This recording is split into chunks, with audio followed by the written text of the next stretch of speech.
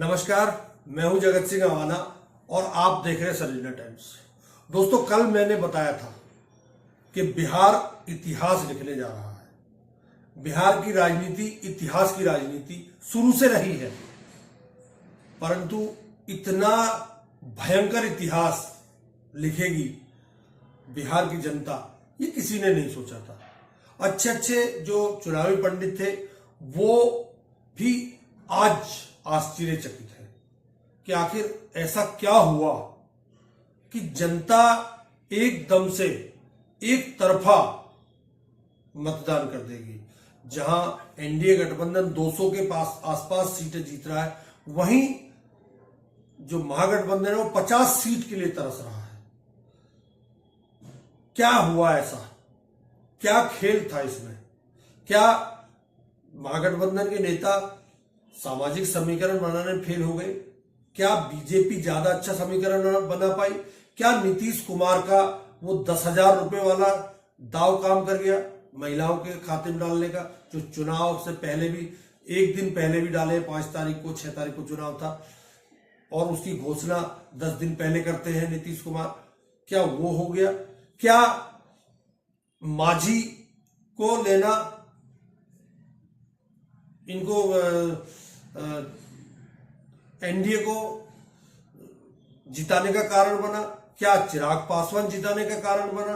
इन सब सवालों के जवाब आपको एक एक करके मैं देने वाला हूं, परंतु आप ये देखिए कि जब बीजेपी जीतने पर आती है तो वो अपनी तरह से जीतती है। बीजेपी 90 सीट के करीब जीत चुकी है और जेडीयू करीब 80 सीट के आसपास है। अगर यही आंकड़ा रहता है तो क्या नीतीश कुमार को बीजेपी मुख्यमंत्री बनाएगी? सोचने वाली बात यह भी है। क्या बीजेपी अन्य दलों में जो महागठबंधन के दल है, जैसे कांग्रेस है या जो और दल है, हालांकि कोई जीत नहीं रहा उनमें से, वीआईपी फेल हो चुका है, क्या मल्लाहों की वोट नहीं मिली? क्या जो गुप्ता थे, आईपी गुप्ता थे, वो खुद चुनाव हार रहे हैं, क्या उनके वोट नहीं मिले? सोचने वाली बात है। उधर दूसरी तरफ 29 सीटों पर लड़ने वाले चिराग पासवान अभी तक 22 सीटों पर आगे चल रहे हैं। 101 सीट जीतने पर लड़ने वाली बीजेपी 90 सीटों पर आगे चल रही है। 101 सीटों पर लड़ने वाले नीतीश कुमार 80 सीटों पर आगे चल रहे हैं। ये स्ट्राइक रेट कुछ तो मैसेज देता है, आपको भी देता होगा, हमें तो देता है। आप ये देखिए, 10,000 रुपए जो खाते में डले, क्या महिलाओं ने नीतीश कुमार को दोबारा से बिहार का किंग बना दिया? बेरोजगारी बिहार में कोई मुद्दा नहीं है, पलायन कोई मुद्दा नहीं रहा। क्या जो महंगाई है वो अब कोई मुद्दा रहा नहीं? क्या जो हत्याएं हो रही थी वो कोई मुद्दे नहीं थे? क्या खेसारी जैसे अभिनेता जिसके पीछे भीड़ लगी हुई थी वो भी पीछे चल रहे, क्या वो कोई मुद्दा नहीं थे? क्या महिलाओं के खाते में पैसे डालकर ही चुनाव जीता जा सकता है? इसका उदाहरण सेट किया बीजेपी ने महाराष्ट्र में 2,000 रुपए में, उसका ही सेट किया झारखंड में हेमंत सोरेन ने, उसी का अब सेट हो गया बिहार में। तो वैसे तो 30,000 रुपए देने की बात तेजस्वी भी कर रहे थे, परंतु वो सरकार में नहीं थे, वो चैलेंजर थे। चैलेंजर सत्ता में आने के बाद देता है और जो सरकार में होता है वो तुरंत ट्रांसफर करता है। उसके लिए चुनाव आयोग कोई मायने नहीं रखता। क्या लेवल प्लेइंग फील्ड था बिहार में? सोचने वाली बात तो ये भी है। क्या आप ये बताइए, जातीय समीकरण मल्ला और पान वाले गुप्ता जी और आरजेडी के साथ जो एमवाई फैक्टर था, मुसलमानों ने क्या वोट नहीं दिया? किशनगंज जैसी सीट पर बीजेपी जीत रही है। क्या आप इसमें भी कुछ सोचते हैं या नहीं सोचते? आप ये देखिए, जो मुस्लिम बहुल्य सीटें हैं वहां बीजेपी जीत रही है, जो यादव बहुल्य सीटें हैं वहां जेडीयू और बीजेपी जीत रही है, जो दलितों की सीटें हैं, यहां तक कि कांग्रेस के जो प्रदेश अध्यक्ष हैं, दलित चेहरा है, वो भी बिहार में चुनाव हार रहे हैं। ऐसे में पवन खेड़ा निकल कर आए और उन्होंने क्या कहा, एक बार सुन लीजिए। शुरुआती रुझानों में जरूर लग रहा है कि ज्ञानेश कुमार गुप्ता भारी पड़ रहे हैं बिहार की जनता पर, लेकिन आने वाले कुछ घंटों में स्पष्ट होगा कि बिहार के लोग भारी पड़ेंगे ज्ञानेश कुमार गुप्ता पर या ज्ञानेश कुमार गुप्ता ही भारी पड़ेंगे। देखते हैं। पहले as a Congress spokesperson आप इसकी कैसे व्याख्या करते हो? आपको, आपके पैनलिस्ट को और खासतौर से आपके दर्शकों को सबसे पहले तो मेरा प्रणाम। मैं ये बिल्कुल नहीं कहूंगी कि ये निराशाजनक नहीं है, बिल्कुल निराशाजनक है इस तरह का मैंडेट आना, क्योंकि जमीन पर आप भी थे, जमीन पर हम लोग भी थे। थोड़ा बहुत इधर उधर लग रहा था कि टाइट इलेक्शन है, लेकिन इस तरह का मैंडेट आना कि लैंडस्लाइड एनडीए की हो रही है और महागठबंधन मात्र 49-50 सीटों पर आगे बढ़ता दिख रहा है, मुझे इससे ये पचा पाना बड़ा मुश्किल है। और पचा पाना खासतौर से इसलिए मुश्किल है क्योंकि ये हमने होते हुए देखा था कि किस तरह से उनका कैंपेन था, क्या हमारा कैंपेन था। लेकिन मैं सारी हार को स्वीकारते हुए, गलतियां स्वीकारते हुए, आत्मविवेचना के कारणों पर बात करते हुए एक बात जरूर कहना चाहती हूँ अजीत जी, और वो बात कहनी ये जरूरी है कि एक व्यक्ति एक वोट का जो नींव है हमारी चुनावी लोकतंत्र की, उसको ही धराशायी कर दिया गया बिहार के चुनावों में। ऐसे तमाम एग्जाम्पल्स हैं, फोटो के साथ सबूत है। बीजेपी के पूर्व सांसदों ने, नेताओं ने, ऑफिस बेयरर्स ने, जिन्होंने दिल्ली में, हरियाणा में, कर्नाटका में कर रहे थे। असलियत एक ये भी है कि 60 लाख लोगों के करीब वोट काटे गए थे, 20 लाख जुड़े, जिसमें से 5 लाख बिना एसआईआर फॉर्म भरे ही जुड़वा दिए गए थे। तो ये सारे सवाल चुनाव आयोग से, ये सारे सवाल चुनावी प्रणाली पर खड़े होंगे।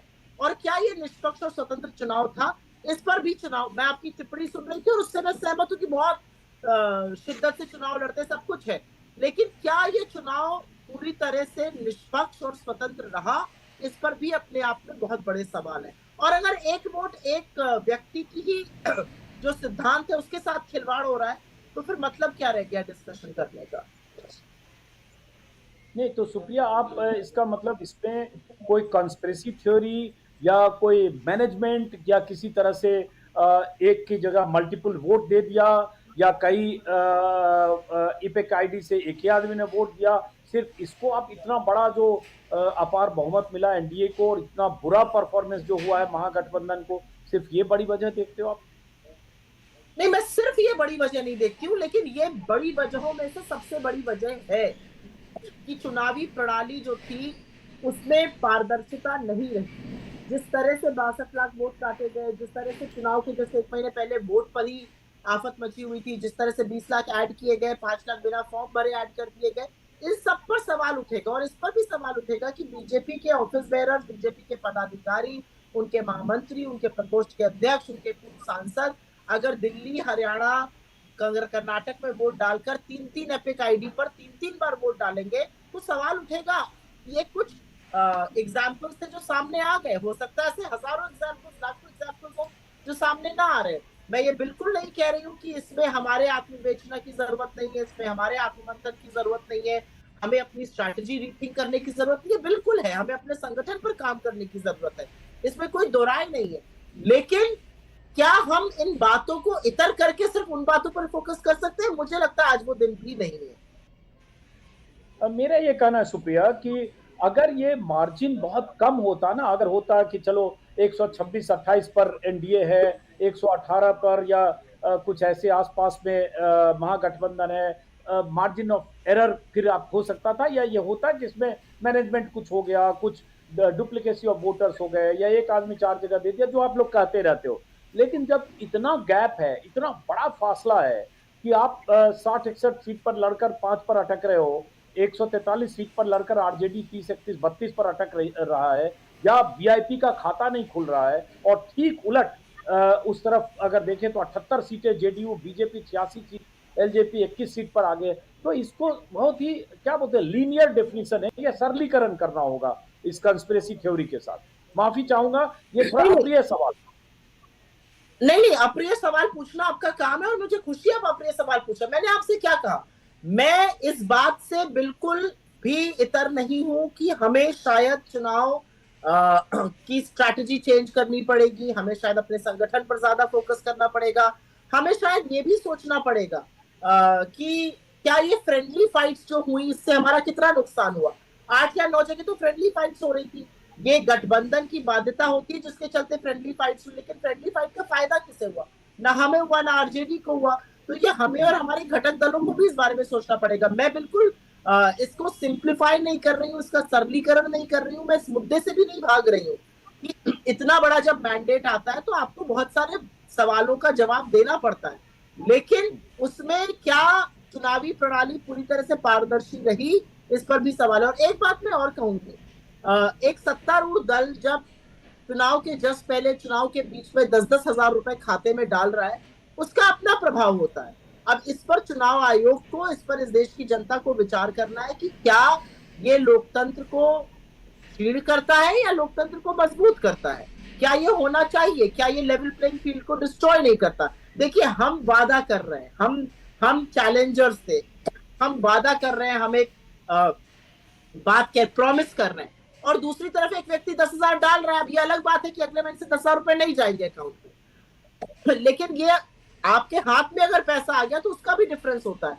इसीलिए क्या जो सवाल मैंने शुरू में बोला कि क्या लेवल प्लेइंग फील्ड थी, वो बिल्कुल नहीं थी।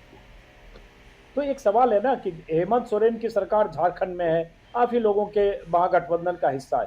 हेमंत सोरेन ने भी यही कहा, माई बहन सम्मान योजना, कोई लाड़की बहन कर देता है महाराष्ट्र में, कोई लाडली बहन कर देता है मध्य प्रदेश में। तो ये हुआ कि जो सिटिंग गवर्नमेंट है, वो गवर्नमेंट, उसके हाथ में खजाना है, पब्लिक का पैसा है, तो वो पहले योजना अनाउंस करके पैसा ट्रांसफर कर देती है सरकार। और जो अपोजिशन में जहां आप हैं, जैसे बिहार में, वादा आप भी कर रहे थे, लेकिन लोगों ने उन पर भरोसा किया क्योंकि उन्होंने पैसा दे दिया। जैसे तेजस्वी यादव ने कहा कि 2500 हर महीने देंगे, आप लोगों की तरफ से कहा गया, और आखिर में चुनाव के पहले कह दिया गया 30,000 एक ही बार दे देंगे, 1 साल का एक ही बार, हर परिवार को नौकरी दे देंगे, मतलब 2.5 करोड़ को पता नहीं कैसे देंगे। तो आपने भी किया वही, फर्क यह है कि वो सरकार में थे, उन्होंने पहले दे दिया और पब्लिक ने उन पर यकीन किया कि ये तो है ही, दे रहा हो, पता नहीं वो आएगा तो देगा कि नहीं। तो ये इस मायने में में चले गए। नहीं, यही इसीलिए मैं कह रही हूँ कि क्या सत्तारूढ़ दल को ये छूट होनी चाहिए कि चुनाव के जस्ट पहले वो ये करे। आपने झारखंड का जिक्र किया, झारखंड ने 3 महीने पहले ये स्कीम शुरू करी थी, वो स्कीम आज भी कंटिन्यू कर रही है। लाडकी बहन योजना महाराष्ट्र में चल रही थी, 25 लाख महिलाओं को उसमें से निकाल दिया गया। तो हमें कहीं पर यह भी विश्वास था कि बिहार की महिलाएं इस बातों को समझेंगी कि ये लोन है। बिहार की महिलाएं, हमें लग रहा था, इस बात को समझेंगी कि जैसे दिल्ली में नहीं किया, मध्य प्रदेश में नहीं डबल किया, महाराष्ट्र में 25 लाख महिलाओं को वंचित करते, तो शायद हमें लग रहा था कि इन बातों को महिलाएं समझेंगी और शायद हम अपना मैसेज पहुंचाने में अंतिम व्यक्ति तक सफल नहीं हो पाए। तो इससे मैं इस बात से, आपके अप्रिय सवाल जिसका आपने जिक्र किया, मैं इससे बिल्कुल नहीं भाग रही हूँ कि कहीं ना कहीं शायद हम ये बेहतर चुनाव लड़ सकते थे, लेकिन क्या वोट चोरी मुद्दा एक मुद्दा नहीं था, बहुत बड़ा मुद्दा था। प्रिंसिपल ऑपोजिशन होने के नाते अगर एक व्यक्ति एक वोट को एक व्यक्ति अनेक वोट में बदला जाएगा तो सवाल जरूर उठेंगे, और मुझे लगता है हमारा कर्तव्य है वो सवाल उठाना। सवाल हार जीत का नहीं है, परंतु बिहार ने इतिहास रच दिया है।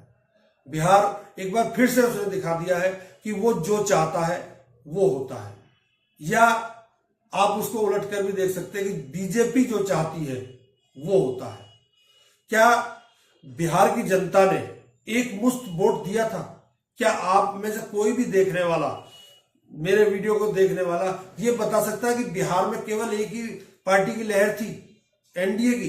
क्या जेडीयू आरजेडी कहीं नहीं थी? क्या कांग्रेस की सीटें कहीं नहीं थी? क्या वीआईपी कहीं नहीं था? क्या जो पान वाले गुप्ता है वो कहीं नहीं थे? केवल एनडीए था। आज का अगर परिणाम देखा जाए तो उससे तो यही जाहिर होता है कि पान वाले गुप्ता जी ही फेल हो गए, वीआईपी वाले मल्ला फेल हो गए हैं, बोट यात्रा निकालने वाले राहुल गांधी फेल हो गए हैं, बिहार में रोजगार यात्रा निकालने वाले तेजस्वी यादव फेल हो गए हैं। तेजस्वी के साथ साथ उसके भाई भी चुनाव हारने के कगार पर पहुंच चुके हैं, कई बार तेजस्वी पीछे आ चुके हैं। जो राघवगढ़ सीट है, राघवपुर, उसमें अगर तेजस्वी पीछे, कभी आगे कभी पीछे हो रहे, तो आप खुद सोच कर देखिए फिर चुनाव का महत्व क्या है। क्या बिहार के चुनाव में जनता ने वोट डाला? क्या जनादेश चला या ज्ञानादेश चला, ये भी सोचने वाली बात है, क्योंकि कहीं पे भी इतनी लहर नहीं थी कि इतनी सीटें एनडीए गठबंधन जीत जाए। अब देखने वाली बात यह भी है कि बीजेपी 90 सीट के साथ सबसे बड़ी पार्टी है, तो जेडीयू 80 सीट के जीतने पर खड़ी है। क्या नीतीश कुमार को मुख्यमंत्री बनाएगी बीजेपी या अन्य दलों में तोड़फोड़ कर अपना मुख्यमंत्री बनाएगी? सोचने वाली ये भी बात रहेगी। शाम तक इस बात का भी आपके सामने पता चल जाएगा। नमस्कार, बहुत बहुत धन्यवाद।